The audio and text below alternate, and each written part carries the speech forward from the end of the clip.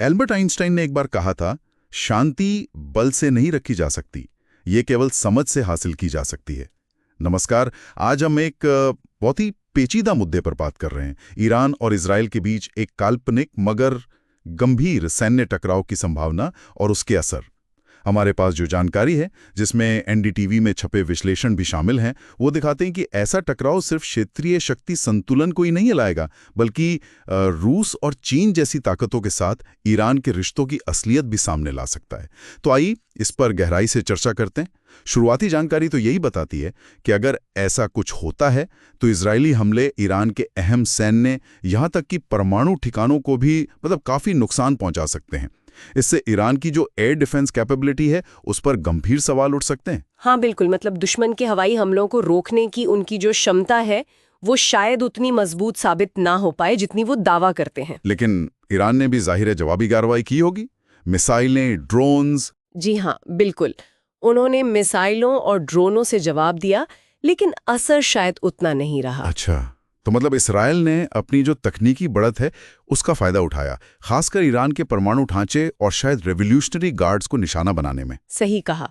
उनकी वायु सेना जो ज्यादातर पुराने जेट्स पर निर्भर है, वो ज्यादा कुछ कर नहीं पाई।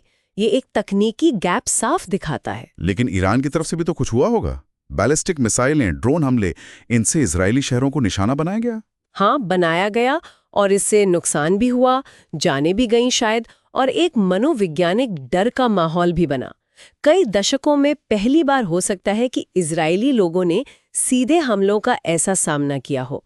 ये उनकी जो एक सुरक्षा की भावना है उसको जरूर हिला देता है। मिलिट्री इंफ्रास्ट्रक्चर है वो काफी हद तक सुरक्षित रहा, पर ईरान की रणनीतिक जगह जैसे मिसाइल लॉन्च साइट्स होंगी या कमांड सेंटर्स, उनको भारी नुकसान पहुंचा। तो ये सिर्फ एक मिलिट्री हार नहीं हुई ईरान के लिए? नहीं, बिल्कुल नहीं, ये उससे कहीं बढ़कर था।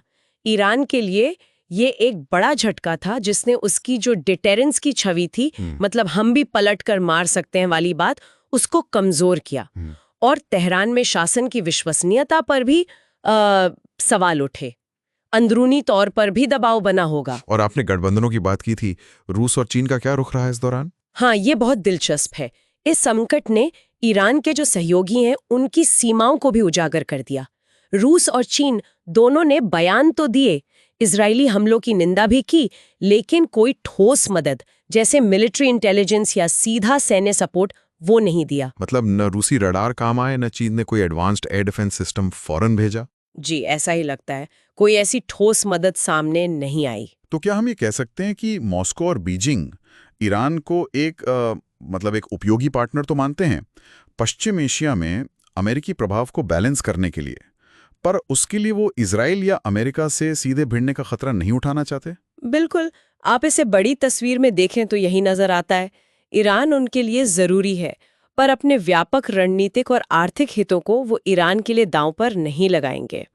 इस पूरे वाकये ने ईरान को यकीनन अपनी विदेश नीति और इन रिश्तों की गहराई पर दोबारा सोचने पर मजबूर किया होगा। ये तो है, लेकिन इसके बावजूद चीन आर्थिक तौर पर तो ईरान के लिए काफी अहम है।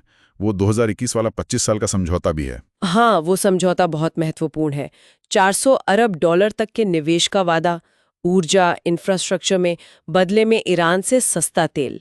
ये आर्थिक कड़ी बहुत मजबूत है। लेकिन ये युद्ध जैसी स्थिति तो चीन के लिए मुश्किल खड़ी करती होगी। बिल्कुल, ये एक विरोधाभास है। चीन चाहता है कि मध्य पूर्व में सबके साथ अच्छे रिश्ते रखे, इजराइल, ईरान, खाड़ी देश, सबसे। वो एक तरह की तटस्थता बनाए रखना चाहता है। लेकिन जब संघर्ष होता है तो ये संतुलन साधना बहुत मुश्किल हो जाता है।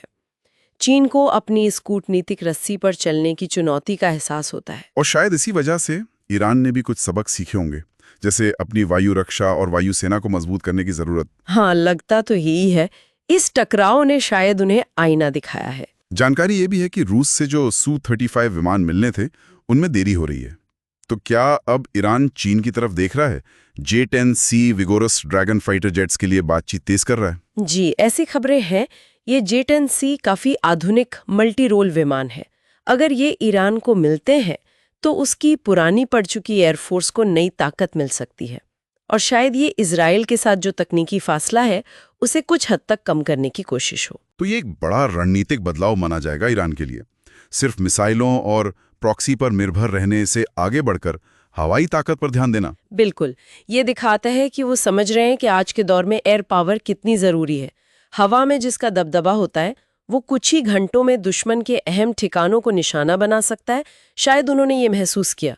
तो अगर हम सार देखें तो इस काल्पनिक संघर्ष ने या ऐसी किसी भी स्थिति ने क्षेत्र के सैन्य समीकरणों को हिलाकर रख दिया है।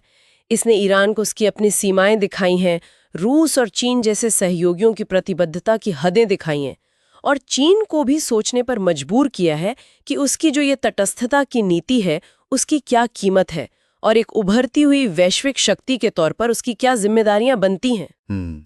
तो ये जो बदलते हुए गठबंधन हैं, तकनीकी असमानताएं हैं और बड़ी शक्तियों के अपने अपने हित हैं, इनको समझना आज के अंतर्राष्ट्रीय संबंधों और खासकर पश्चिम एशिया की स्थिरता को समझने के लिए बहुत जरूरी है। खासकर उनके लिए जो सिविल सेवा परीक्षाओं की तैयारी कर रहे हैं, उनके लिए अंतर्राष्ट्रीय संबंधों का एक अहम पहलू है। बिल्कुल सही। ये डायनामिक्स लगातार बदल रहे हैं और इन पर नजर रखना महत्वपूर्ण है। और जाते जाते श्रोताओं के लिए एक विचार छोड़ जाते हैं। क्या चीन अपनी मध्य पूर्व नीति में बड़े बदलाव किए बिना एक वैश्विक शक्ति बनने की अपनी महत्वाकांक्षाओं और क्षेत्रीय संकटों के दबाव, जहां उसे पक्ष लेना पड़ सकता है, के बीच संतुलन बना पाएगा? इस विषय पर आपकी क्या राय है? हमें कमेंट्स में जरूर बताएं। आज की चर्चा के लिए धन्यवाद।